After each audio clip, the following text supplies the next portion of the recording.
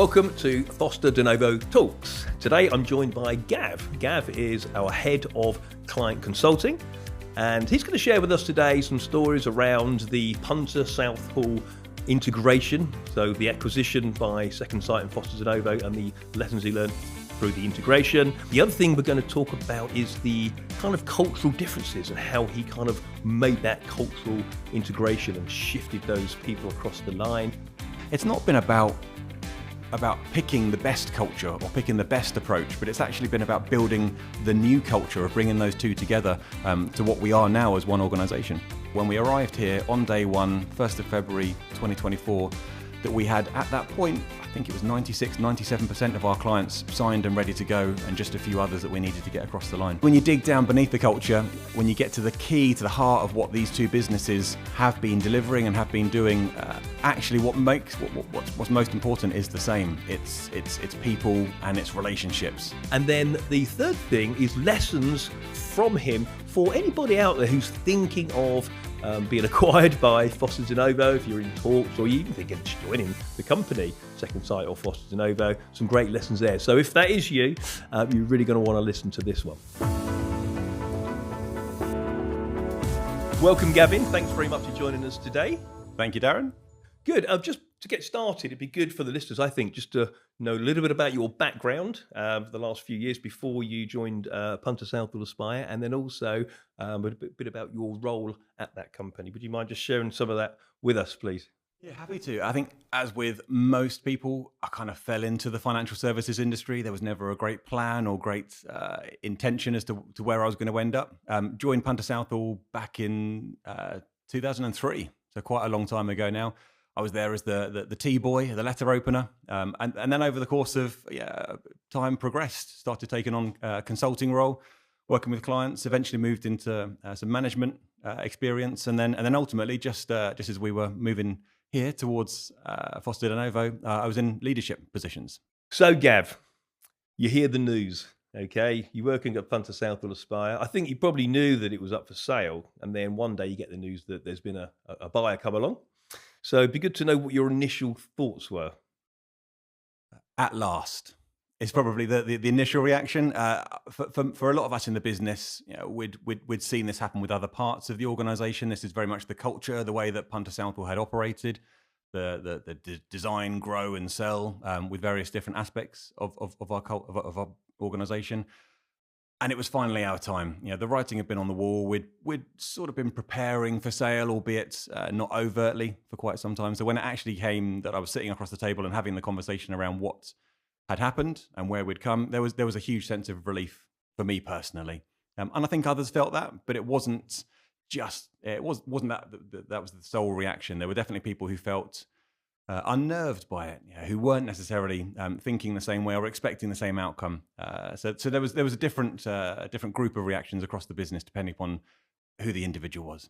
So your initial reaction seems it was generally positive. It was like a relief from being in a period of limbo probably for a while. Limbo is a perfect word for it. We just felt like we were in a holding pattern, and gradually that the amount of investment, the amount of projects that we were launching was becoming less and less and less, clearly preparing for sale to make sure that we were ready for that shop window. And when the time came for us to actually make that engagement and go to market, it was a real sense of fantastic. Now we're moving on to the next phase.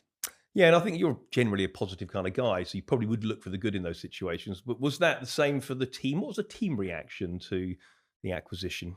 Yeah, I think there was, as I say, a mixture of reactions. Some similar to myself were very much embracing the change, embracing the opportunity, and I'm sure we'll come to what opportunities there were in a moment. But there are definitely those people who felt a little bit rocked by it, who felt a little bit uneased by it. We've got a lot of people in the business that we've brought across to Foster Denovo who've been through this process already, and so have felt the pain of acquisition, of transition, and so we needed to make sure that everybody was being listened to and that everybody was being reassured. And I know you are positive, but there must have been a little bit of fear in there over certain aspects. So what was your biggest fear with all of this? I think undoubtedly the biggest fear was the impact on clients. We needed to make sure that clients were ring-fenced, were protected, were reassured that what was going on. We know that the message internally to the team would be okay and that we'd be able to bring them along with us, but clearly Yeah, the client is key. The client is the most important thing for us as a business, and we needed to be very, very careful that they weren't adversely affected in any way. Okay, I'm going to ask you some questions about that in a minute. But before I get there, you've shared with me your fear, your greatest fear. But on the other side of things, on the flip side, what was your greatest excitement about the whole opportunity? I think I'm one of those strange people who actually enjoys change, who actually quite likes leaning into change and the opportunity that presents, the things that, that kind of shaking things up a little bit and getting you out of the rut. And I think that's definitely what this provided for us, was that ability to go, right, how can we do things different? How can we, change the way that we're thinking, the way that we're delivering services for the better, and move on? Yeah, so I know I'm looking at the across the two businesses, which are now combined into one, which is wonderful. But could you kind of share with the any listeners out there the cultural differences between the two organisations? What did you notice to begin with? Yeah, culture is a really interesting one, and it was definitely a word that got thrown around a lot in the early days of conversation around cultural synergy and cultural similarities and so on and so forth. I think if I'm being perfectly honest, certainly on the surface, the culture was quite different between the two organisations, and I know you feel similar to myself when you look at how we've come in and what we've brought to the business. But actually, when you dig down beneath the culture, when you get to the key, to the heart of what these two businesses have been delivering and have been doing, actually, what's most important is the same. It's people and it's relationships. They are the two most central things to Punter Southall, as was. They were the two most important things here at Foster Denovo. And so actually, it was making sure that we got beneath that veneer of maybe different practices and different processes and drilled down and maintained the focus on what really made the organizations tick. Yeah, I suppose when I looked at it, I think your culture and your way of operating was to a very similar objective to Foster Novo and Second Sight. Very similar outcomes, but got sort of different ways of getting there. And I think we looked at you as a much more professional kind of organisation for the way you approached it, and we were much more of the marketing, promotion, sales sort of side of Mhm. things. And it does feel like a good combination of talents and strengths, bringing those two organisations together. But it's not always easy. So how have what have you experienced in that process? How have you aligned things and teams and people to maintain the strengths of the two organizations? Yeah, it's taken time and it's been a very careful process. We haven't wanted to do anything without thinking of the ramifications or the implications that it might have for the individuals that are affected. That them and us has definitely continued for a little while, and we've tried to break down those barriers and tried to bring the teams together. And it's probably only now that we're just over a year since the point of acquisition that we're truly now feeling like one organisation. It has taken a lot of time, and that cultural change, on reflection, preparing for today, it's not been about picking the best culture or picking the best approach, but it's actually been about building the new culture of bringing those two together to what we are now as one organisation. Yeah, I think from my perspective, looking in, I think it's when people get to know each other a bit better, Hmm. then the appreciation starts to come out, and you're I think we get preconceived ideas about people, don't we? And we get it wrong. So it's nice to get to know people after a year. Hmm. So that's good. And I think you seem like the right kind of guy to lead that and to make things smooth out the transition, make things gel.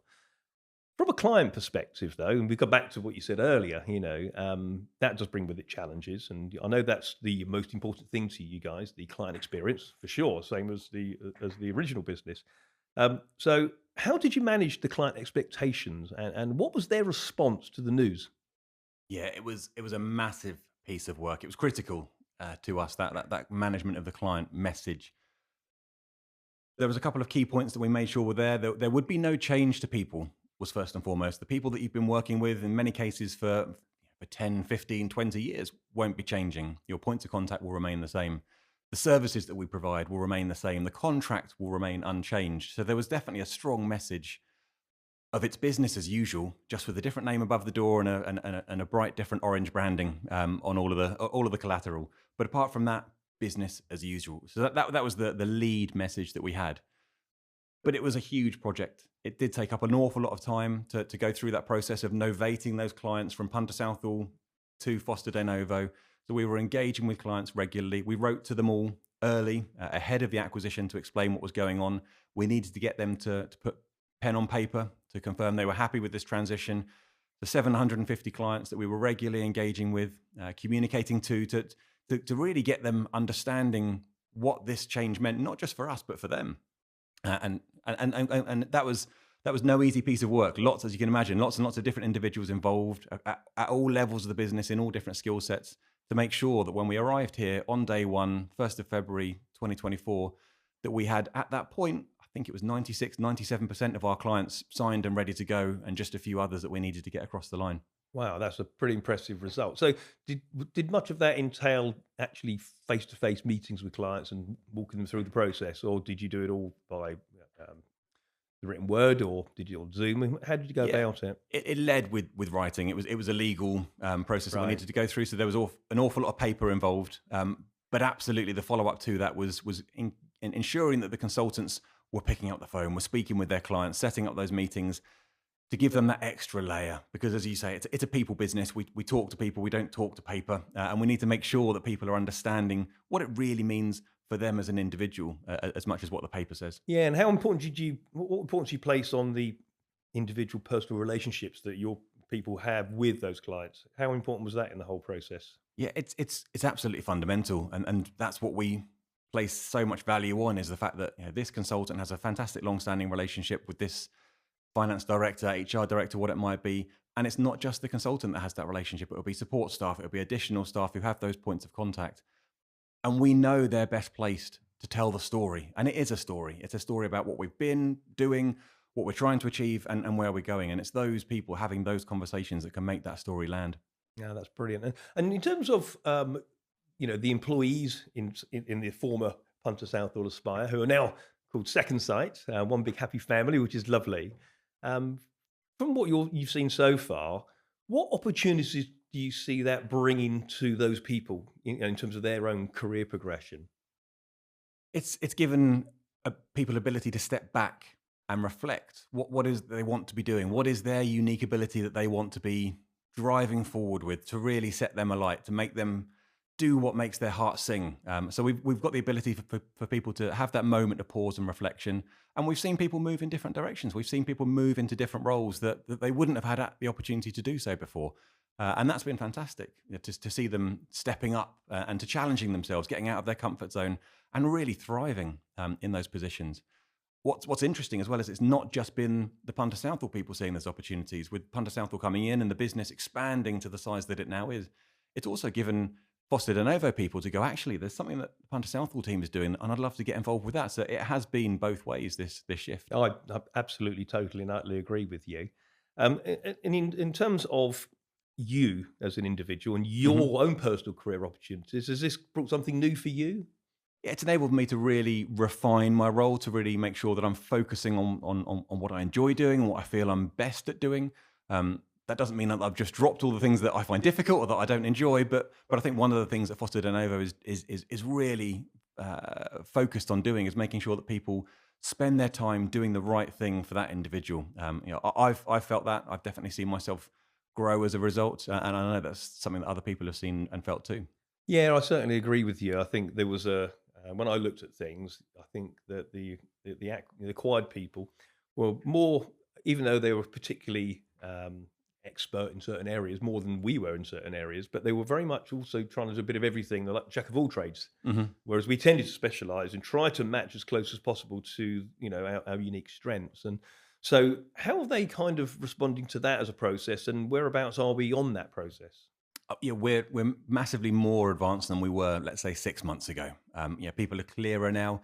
We've gone through a huge structural change in mixing the teams up. So all teams now have individuals from Punter Southall and Second Sight sitting in them, closely working together.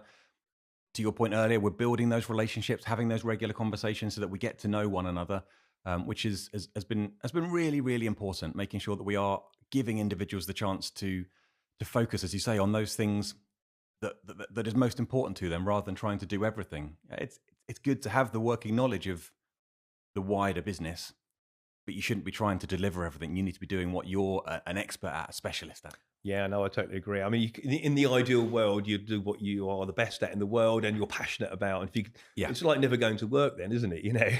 Absolutely. Yeah, I mean, that's the ideal, isn't it? If if you're a pop star or a footballer, I'm sure you feel that way. And we need to make sure that we're as close to that as we possibly can do in our business. We're never going to get there 100%, but we can strive towards that, and it should make the world a better place for us all.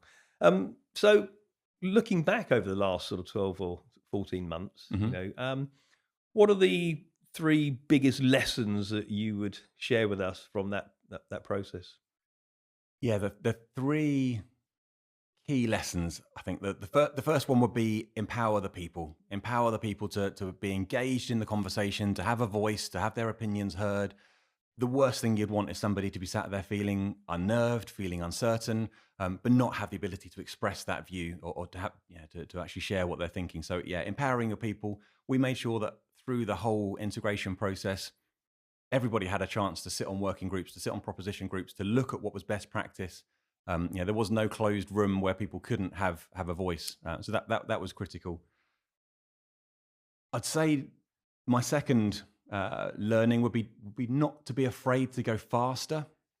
Okay, tell me a bit more about that. What do you mean by that? I think one of the things that on reflection, maybe we got to the midpoint of last year and we realized that we'd made some progress, but we probably could have gone faster. We probably could have lifted the lid on more quicker. And we naturally had been quite cautious in our approach as we tried to bring things together to make sure that hearts and minds and everybody was on along for the journey. But actually, I think we probably could have made some quicker progress if we'd ripped off a few more plasters a little bit quicker to get to where we needed to be. I don't think it's to any detriment or to any cost. But I think embracing the speed would have been a good thing. And then finally, my third learning would be comms, whether that's comms internally, comms externally. You've got to get the communications right. It's got to be consistent. It's got to be clear. And I do think we did a really good job of that over the last 12 months. Oh, fantastic. Good for you. Yeah, I do think with communication, it's quite interesting. I think at the end of the day, the responsibility of communication lies with the person delivering that communication. Yeah. All too often we rely on the person receiving it. And if they don't get it, we blame them. No, it's with the deliverer of that communication. And the other thing you said was moving a bit faster. That's probably one of a number of the things, of the cultural changes that you've kind of embraced, and that's really good. I'm looking forward to working on that basis. That's great. So, if you're talking to another firm, let's say outside of the business, who are looking in and they were potentially looking at being acquired by Foster Denovo and Second Sight, let's say, have you got any advice for them you could give from your experience? They should definitely feel reassured that Foster Denovo know what they're doing. They've been through this process a number of occasions now, with acquisitions of all different sizes, scales, and speeds in terms of how quickly they've needed to be delivered. We were huge when we were coming into the business. It totally changed the dynamic of how you bring an organization in. So there's been some fantastic learnings that are now embedded into the business that they can take forward. I'd suggest that you trust the process. The process is robust. It's been tested. It's been broken. It's been rebuilt. So trust the process because we know that it works. Engage and ask plenty of questions. It's a really receptive room you're dealing with. The people in that room will want to reassure you that things are going right. And we definitely felt that. Actually, what they were telling us as we were coming in, they delivered on. The story that was being sold is the story that we see here today. And embrace the change. Lean into it because it will be for the best. Oh, that's brilliant. Thank you very much. That's really useful information for people, and so that maybe reassure anybody who's kind of on the borderline thinking about making that decision and stepping over the line. So that's really helpful. I'm going to ask you a question that we haven't really thought about up to now, but getting to know you, it's obvious, and I think you've come across that you're a pretty damn decent guy. You're a decent fella, which is what we're all about. And that's what we want in the organisation. So.